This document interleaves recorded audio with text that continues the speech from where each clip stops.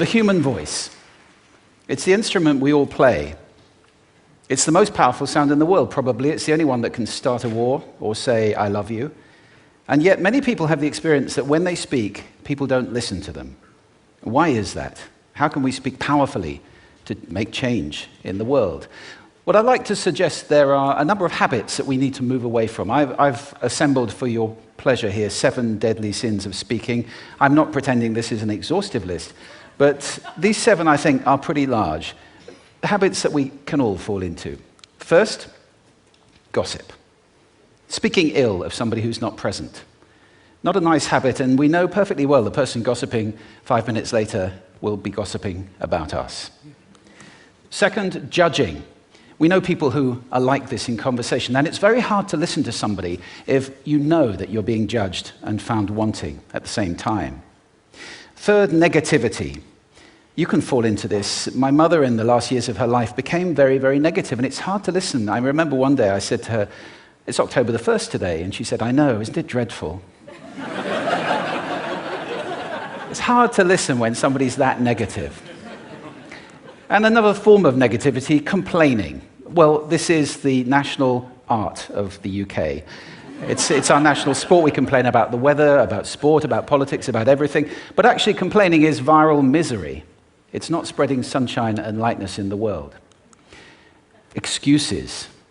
We've all met this guy. Maybe we've all been this guy. Some people have a blame thrower. They just pass it on to everybody else and don't take responsibility for their actions. And again, hard to listen to somebody who's being like that.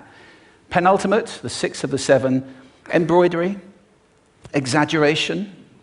It demeans our language, actually, sometimes. For example, if I see something that really is awesome, what do I call it? And then, of course, this exaggeration becomes lying, out-and-out lying, and we don't want to listen to people we know are lying to us. And finally, dogmatism. The confusion of facts with opinions. When those two things get conflated, you're listening into the wind. You know, somebody is bombarding you with their opinions as if they were true. It's difficult to listen to that. So here they are, 7 deadly sins of speaking. These are things I think we need to avoid. But is there a positive way to think about this? Yes, there is. I'd like to suggest that there are 4 really powerful cornerstones, foundations, that we can stand on if we want our speech to be powerful and to make change in the world. Fortunately, these things spell a word. The word is hail, and it has a great definition as well. I'm not talking about the stuff that falls from the sky and hits you on the head. I'm talking about this definition, to greet or acclaim enthusiastically, which is, I think, how our words will be received if we stand on these 4 things. So what do they stand for? See if you can guess. The H, honesty, of course. Being true in what you say, being straight and clear. The A is authenticity, just being yourself. A friend of mine described it as standing in your own truth, which I think is a lovely way to put it. The I is integrity, being your word, actually doing what you say, and being somebody people can trust.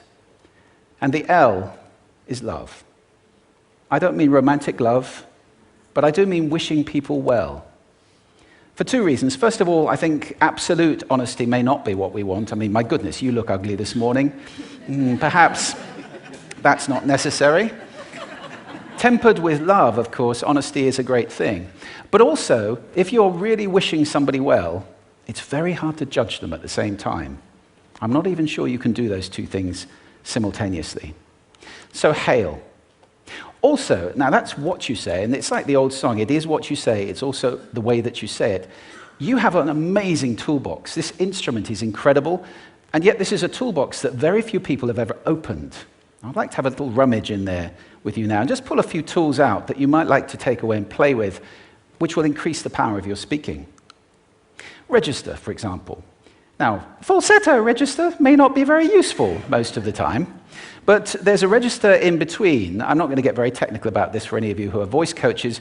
You can locate your voice, however. So if I talk up here in my nose, you can hear the difference. If I go down here in my throat, which is where most of us speak from most of the time, but if you want weight, you need to go down here to the chest. You hear the difference?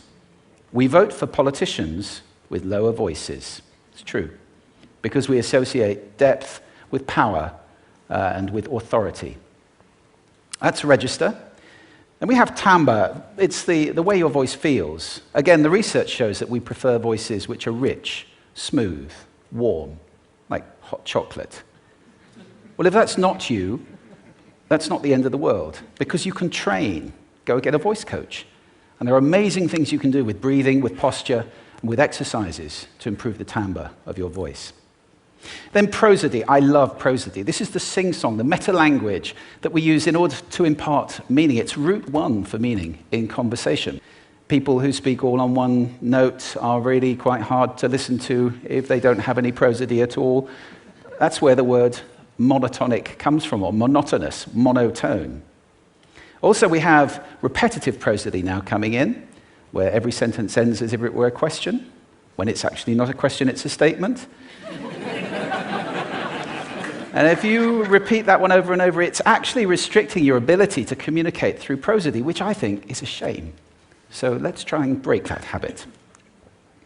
Pace. I can get very, very excited by saying something really, really quickly, or I can slow right down to emphasize.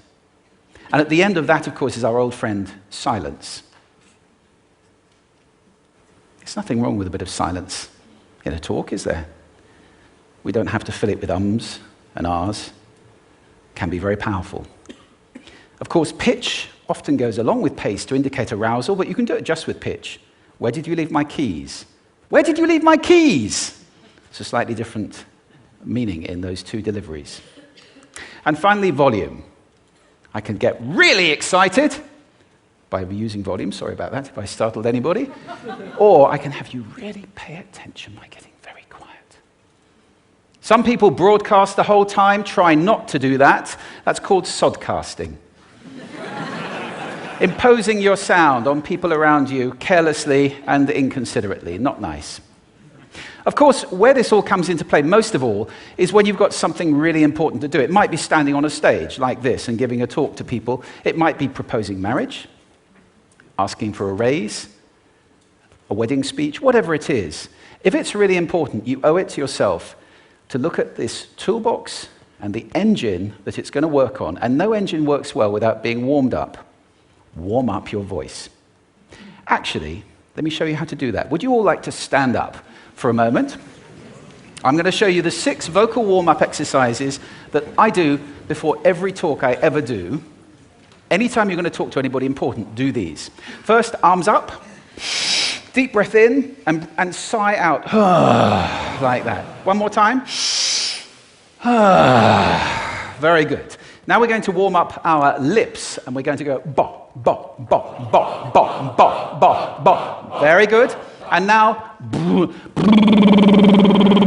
just like when you were a kid.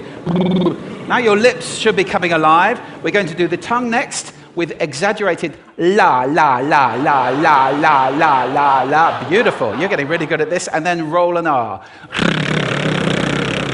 That's like champagne for the tongue.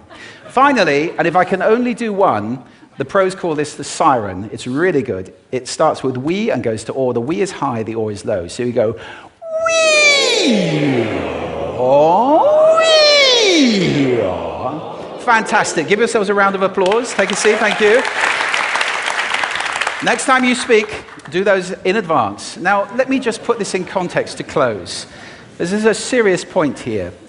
This is where we are now, right? We speak not very well into people who simply aren't listening in an environment that's all about noise and bad acoustics. I have talked about that on this stage in different phases.